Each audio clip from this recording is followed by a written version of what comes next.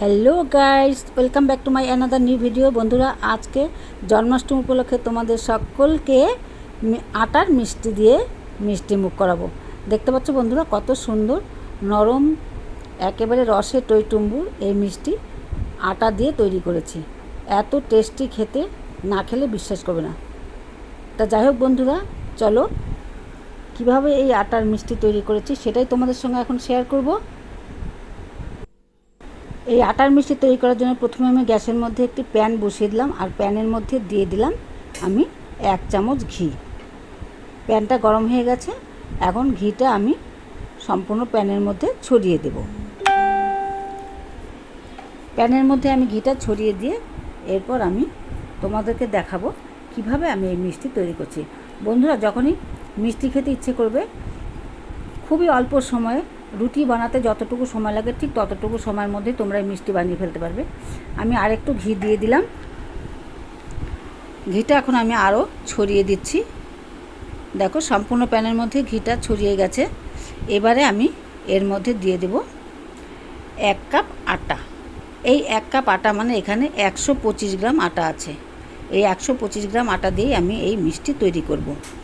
এখন আমি খুব হালকা আঁচে এগুলোকে হালকাভাবে ভেজে নেব। খুব কড়াভাবে ভাজা যাবে না, বেশি কড়া করে ভাজলে মিষ্টি তেতো হয়ে যাবে। তাই আমি আস্তে আস্তে হালকা আঁচে বেশ সুন্দর করে ভেজে নেব। ভাজার সময় খুব সাবধানে ভাজতে হবে, তার কারণ যাতে প্যানের মধ্যে লেগে না যায় বা একেবারে লাল না হয়ে যায়। তাই খুব সুন্দর করে আস্তে আস্তে নেড়ে নেড়ে নেড়ে নেড়ে আমি এটাকে ভেজে নিচ্ছি। দেখছো আমার কিন্তু আটাটা ভাজা হয়ে গেছে, কত সুন্দর কালার চলে এসছে। দেখো, এবারে আমি এটাকে নামিয়ে ঠান্ডা করে নেব। দেখতে পাচ্ছ? এবারে চুলায় আমি একটি কড়াই বসিয়ে দিলাম। কড়াইয়ের মধ্যে আমি এই বাটির 1 বাটি চিনি দিয়ে দেব। দিয়ে দিলাম আমি 1 বাটি চিনি, আর ঠিক এই বাটির 1.5 বাটি জল আমি এর মধ্যে দিয়ে দেব। আমি 1 বাটি জল দিয়ে দিলাম, আরও হাফ বাটি জল আমি এর মধ্যে দিয়ে দিলাম। এটাকে আমি একটা পাতলা সিরাপ তৈরি করব মিষ্টি তৈরি করার জন্য।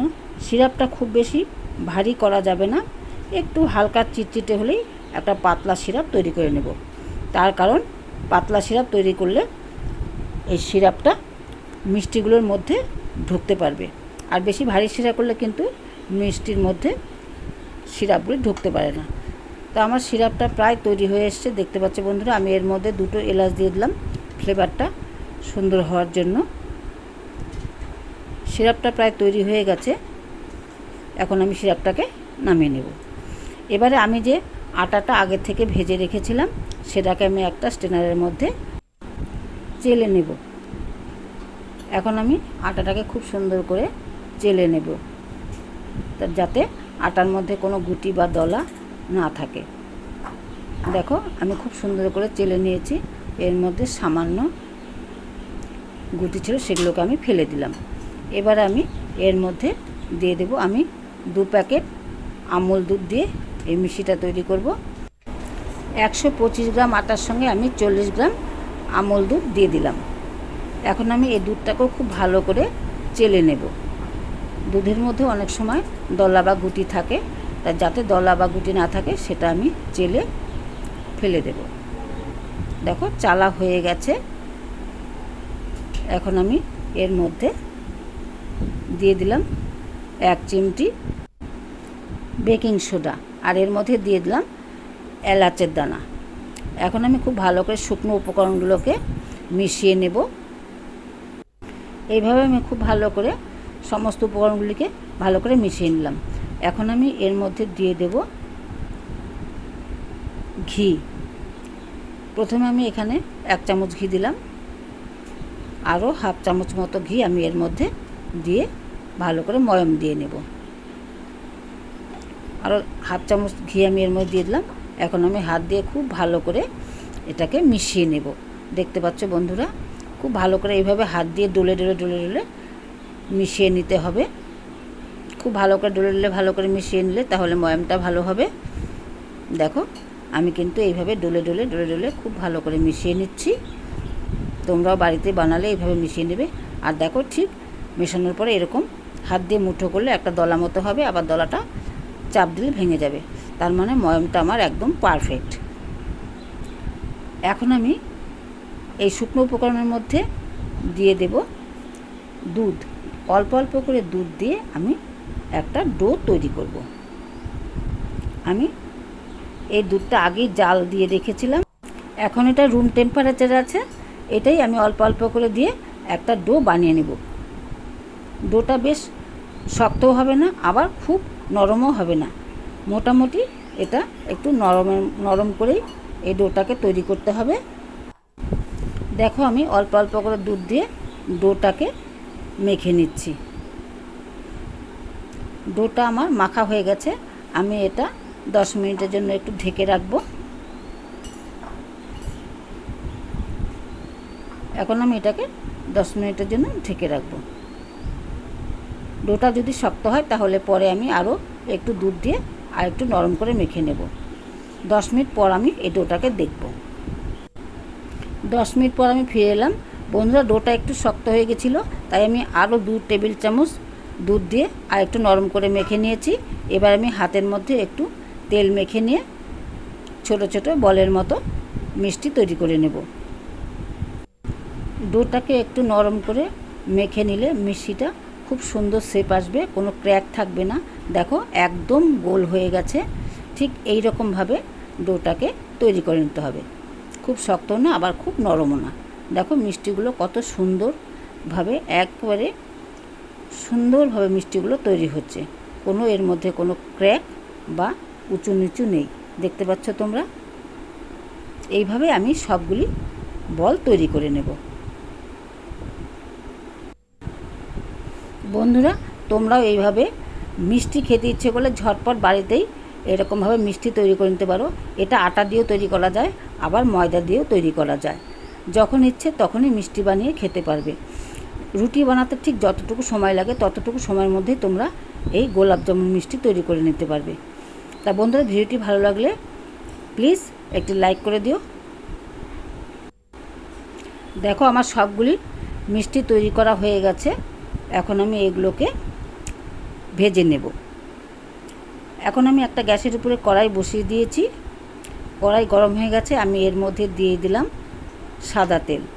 তোমরা ঘি দিয়েও করতে পারো, সাদা তেল দিয়েও করতে পারো।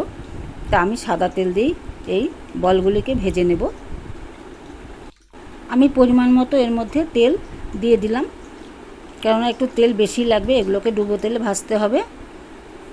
দেখো তেল দিয়েছি, তেল গরম হয়ে গেছে। খুব বেশি গরম করা যাবে না তেল, হালকা গরমে বলগুলিকে ছেড়ে দিতে হবে।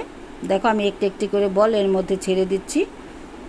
তারপর আমি উল্টে পাল্টে খুব সুন্দর করে আস্তে আস্তে এগুলোকে লাল লাল করে ভেজে নেব। সবগুলি বল আমি একবারেই ভেজে নেব। সবগুলি বল আমি একবারে দিয়ে দিলাম।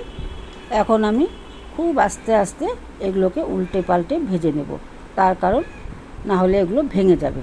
তাই খুব আস্তে আস্তে এগুলোকে উল্টে উল্টে ভেজে নিতে হবে। আমি বেশ লাল লাল করে এগুলোকে ভেজে নেব।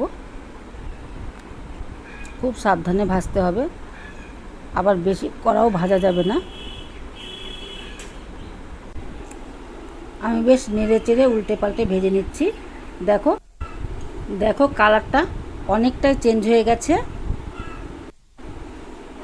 আর একটু কালার করে আমি ভেজে নেব।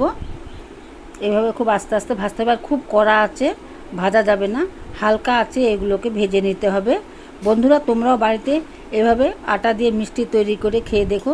যদি ভালো লাগে তাহলে আমার কমেন্ট বক্সে অবশ্যই একটি কমেন্ট করে জানিও। দেখো অনেকটাই কালার চেঞ্জ হয়ে গেছে, কি সুন্দর লাগছে কালারটা। এবারে পুরোপুরি ভাজা হয়ে গেছে। এখন আমি এগুলোকে তুলে নেব।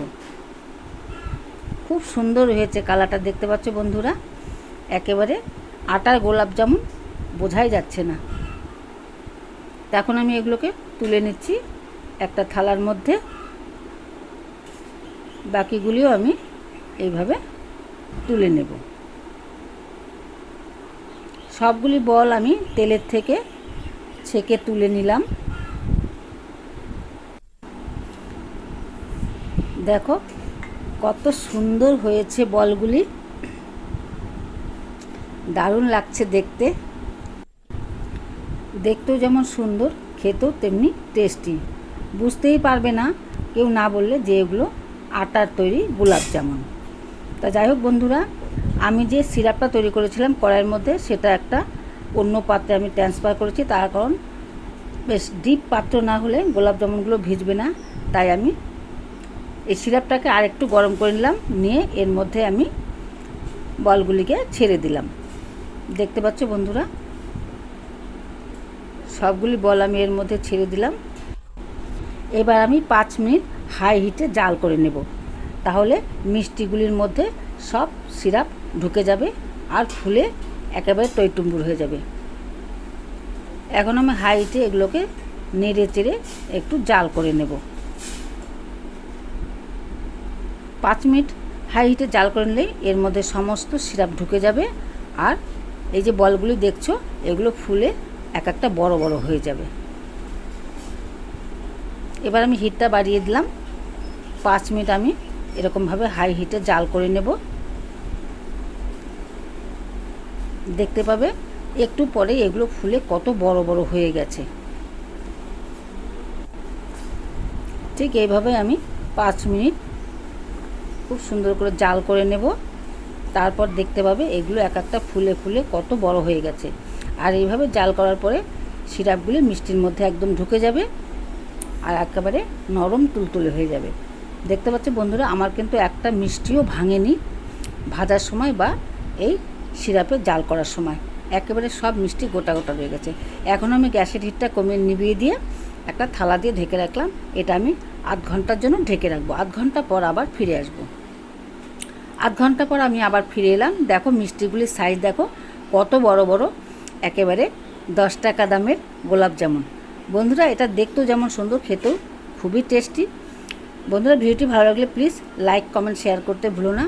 আর যারা আমার এই ভিডিও ইউটিউব থেকে দেখছো তারা প্লিজ একটি সাবস্ক্রাইব করে দিও। আর যারা ফেসবুক থেকে দেখছো তারা আমার পেজটিকে একটি ফলো করে দিও। এখন দেখো আমি সিরাপ থেকে মিষ্টিগুলি তুলে তোমাদেরকে দেখাবো যে এটা কতটা নরম আর রসে টইটুম্বুর হয়েছে। সবগুলি মিষ্টি আমি সিরাপ থেকে তুলে নিচ্ছি। দেখো মিষ্টিগুলি দেখতে কতটা সুন্দর, দেখতেও যেমন সুন্দর, খেতেও খুবই টেস্টি।